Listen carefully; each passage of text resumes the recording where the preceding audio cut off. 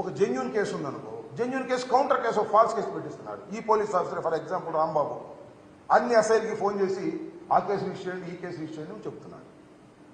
ఇప్పుడు నేను అడుగుతా ఉన్నా, ఎలక్షన్ రోజు జరిగినటువంటి ఒక దౌర్జన్యం మీద ఫర్ ఎగ్జాంపుల్ నేను ఒక కంప్లైంట్ ఇచ్చాను, అది రిజిస్టర్ చేశాను. నన్ను ఇబ్బంది పెట్టాలని ఇవాళ కంప్లైంట్ తీసుకొస్తున్నారు. కంప్లైంట్ తీసుకొస్తే అర్థం అయిపోతుంది కదా, పోలీసు వారికి అర్థం కదా.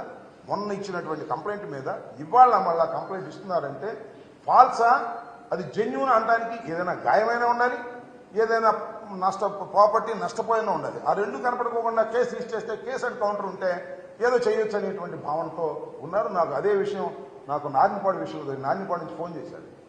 ఏమండి వాళ్ళు కేసు ఇస్తున్నారండి అంటే, వాళ్ళకి ఫోన్ చేశాడు. ఏమయ్యా మేము చేయింది కేసు ఎందుకు ఇస్తున్నారని అడిగారు లోకల్ వాళ్ళు.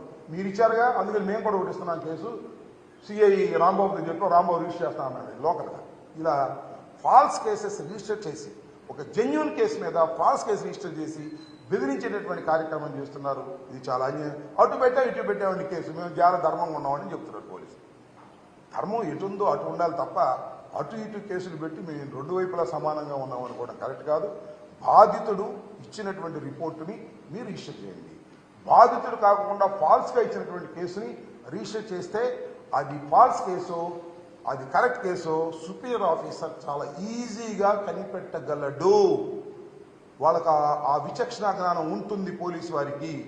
ఎస్పీ న్యూగా వచ్చేటువంటి ఎస్పీ గారు వాటిని పరిశీలించాలని, వాటిని రివ్యూ చేయాలని, సిట్టును కూడా వాటిని రివ్యూ చేయాలని, which is the false case, which is the correct case తెలుసుకోవాలని, ఫాల్స్ కేసు రిజిస్టర్ చేసినటువంటి స్టేషన్ హౌస్ ఆఫీసర్ మీద యాక్షన్ కూడా తీసుకోవాలని నేను ఈ సందర్భంగా కోరుతున్నాను.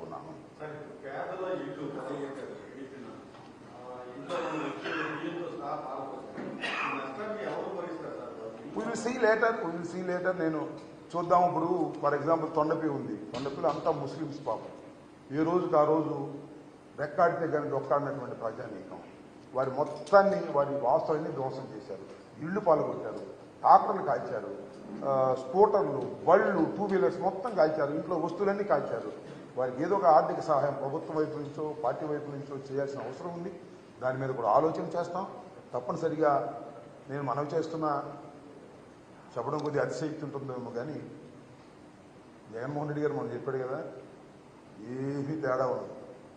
4వ తారీఖు పోలింగ్ అయిన తర్వాత 9వ తారీఖు జగన్మోహన్ రెడ్డి గారు విశాఖపట్నంలో ముఖ్యమంత్రిగా ప్రమాణ స్వీకారం చేయబోతున్నాడు.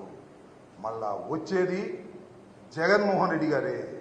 ఎన్ని కుట్రలు, ఎన్ని కుతంత్రాలు చేసినా జగన్మోహన్ రెడ్డి గారే మళ్ళా ఈ రాష్ట్రానికి ముఖ్యమంత్రి అవుతారు. ఒకటి చెప్తున్నా, పొద్దున్నే ఉదయాన్నే బయలుదేరి వచ్చారు, తండోపతండాలుగా జనం వచ్చారు, మహిళలు వచ్చారు, వృద్ధులు వచ్చారు, వర్కింగ్ క్లాస్ అంతా కూడా వచ్చారు. దీనికోసం వచ్చారబ్బా. చంద్రబాబు నాయుడు గారు గొప్పతనం నుంచి వచ్చారా? చంద్రబాబు నాయుడు గారు అద్భుతమైన పరిపాలన నుంచి వచ్చారా? అబ్బో చంద్రబాబు నాయుడు దేవుడు ఓటేద్దామని వచ్చారా?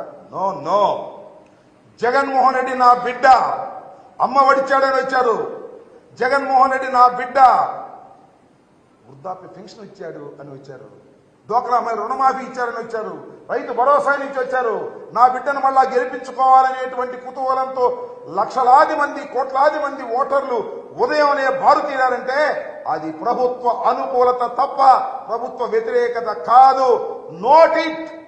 4వ తారీఖున మళ్ళా చూస్తారు మీరు. జగన్మోహన్ రెడ్డి గారు అద్భుతమైనటువంటి మెజార్టీతో గెలవబోతున్నాడు. పాజిటివ్ ఓటు చాలా అద్భుతమైనది. చాలా మంది అంటున్నారు, ఏమండి పోయినసారి కన్నా పోలింగ్ బాగా పెరిగిందా, ప్రభుత్వ వ్యతిరేకత ఉంటుందని ఆశపడుతున్నారు వాళ్ళు. నేను మనవి చేస్తున్నా, 2014లో